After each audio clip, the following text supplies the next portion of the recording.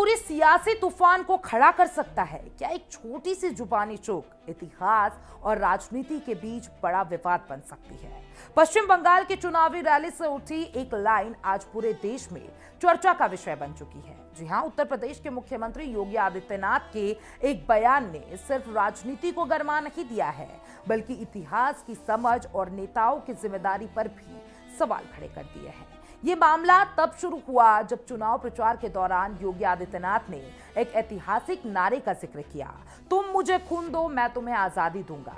ये नारा भारत के स्वतंत्रता संग्राम का एक सबसे प्रसिद्ध और प्रेरणादायक नारा है। लेकिन विवाद खड़ा हुआ जब आरोप लगा कि उन्होंने इस नारे को स्वामी विवेकानंद से जोड़ दिया, जबकि यह नारा दरअसल सुभाष चंद्र बोस का है।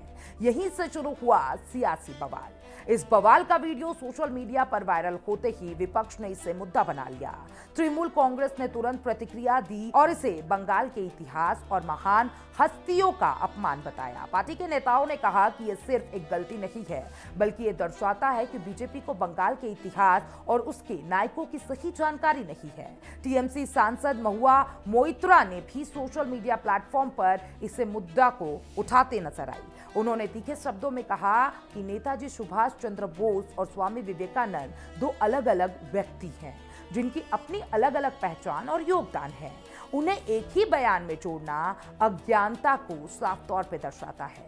महुआ मोइत्रा ने इस बयान के बाद सोशल मीडिया पर बहस और तेज कर दी है। कुछ लोगों ने उनके बयान का समर्थन किया, जबकि कुछ ने उन्हें ही घेरना शुरू कर दिया।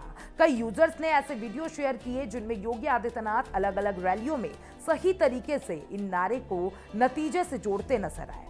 यानी मामला अब सिर्फ एक वीडियो का नहीं रहा, बल्कि अलग अलग क्लिप्स और बयानों के बीच सच को ढूंढने की कोशिश शुरू कर दिया है।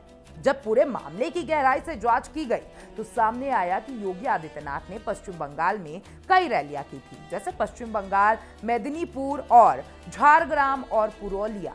इनमें से दो जगहों पर उन्होंने इस नारे को सही तरीके से नेताजी सुभाष चंद्र बोस का बताया, लेकिन पुरुलिया की एक रैली में उन्होंने गलती से स्वामी विवेकानंद से जोड़ दिया।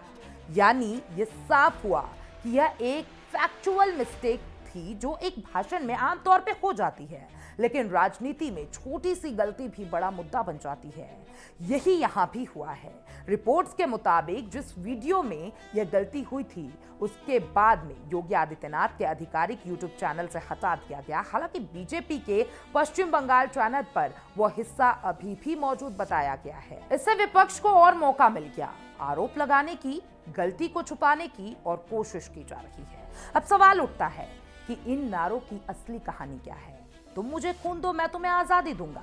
ये नारा सुभाष चंद्र बोस ने 4 जुलाई 1944 को दिया था। उस समय वे बर्मा के रंगून में आजाद हिंद फौज के सैनिकों को संबोधित कर रहे थे। ये नारा सिर्फ शब्द ही नहीं था, बल्कि एक भावनात्मक अपील थी।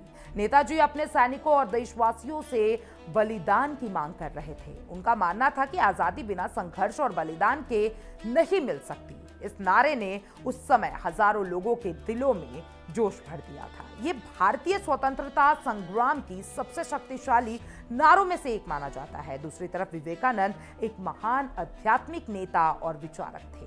उनका योगदान समाज सुधार और युवाओं को प्रेरित करने में रहा, लेकिन उनका निधन 1902 में ही हो गया था, यानी इस नारे के दिए जाने के कई दशक पहले। यही कारण है कि विशेषज्ञ इस बयान को एक ऐतिहासिक गलती मानते हैं। लेकिन राजनीति में हर गलती का मतलब सिर्फ गलती नहीं होती, उसे एक मुद्दा बना दिया जाता है। और इस पूरे विवाद ने एक बार फिर यह दिखा दिया है कि चुनावी माहौल में हर शब्द की कितनी अहमियत होती है। पश्चिम बंगाल में चुनाव पहले से ही गर्म है और ऐसे में इस तरीके के बयान राजनीतिक तापमान को और बढ़ा देते हैं। हर पार्टी इसे अपने फायदे के हिसाब से इस्तेमाल करने की कोशिश कर रही है।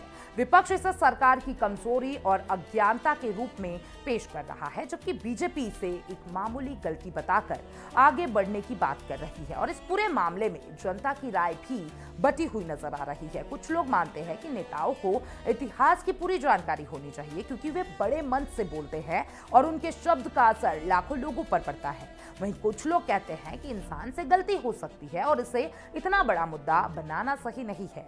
ये बहस सिर्फ एक बयान तक सीमित नहीं है, ये उस बड़े सवाल को भी उठाती है कि क्या हमारे नेता इतिहास के प्रति पर्याप्त संवेदनशील है? क्या उन्हें अपने भाषणों में कही जाने वाली बातों के प्रति और ज्यादा सतर्क होना चाहिए? और क्या जनता को भी हर बयान को बिना जांचे परखे स्वीकार करना चाहिए? सोशल मीडिया ने इस पूरे मामले को और भी बड़ा बना दिया है। आज हर वीडियो कुछ ही मिनट में लाखों लोगों तक पहुंच जाता है और किसी भी बयान का एक छोटा सा हिस्सा काट कर उसे वायरल किया जा सकता है, जिससे उसका अर्थ बदल सकता है। यही वजह है कि अब नेताओं के लिए पहले से ज्यादा सतर्क रहना जरूरी हो गया और इस मामले ने यह भी दिखाया है कि कैसे एक वीडियो क्लिप अलग अलग नजरिए से देखी जा सकती है। एक ही वीडियो किसी के लिए सबूत हो सकता है तो किसी के लिए साजिश। अंत में सवाल वही है, क्या ये सिर्फ एक गलती थी या फिर इससे बड़ा कोई मुद्दा हो सकता है? इसका जवाब हर व्यक्ति अपने नजरिए से देख रहा है, लेकिन इतना जरूर है कि इस घटना ने राजनीति और इतिहास के बीच के रिश्ते को एक बार फिर चर्चा में ला दिया है। आज के दौर में जब हर बात तुरंत वायरल हो जाती है, तब नेताओं के लिए ये और भी जरूरी हो जाता है कि वे अपने शब्दों का चुनाव बहुत सोच समझ कर करें, क्योंकि एक छोटा सा बयान भी बड़ी बहस का कारण बन सकता है। और यही इस पूरे मामले की सबसे बड़ी सच्चाई है। राजनीति में शब्द सिर्फ शब्द नहीं होते, वे असर, विवाद और कभी कभी तूफान भी बन जाते हैं।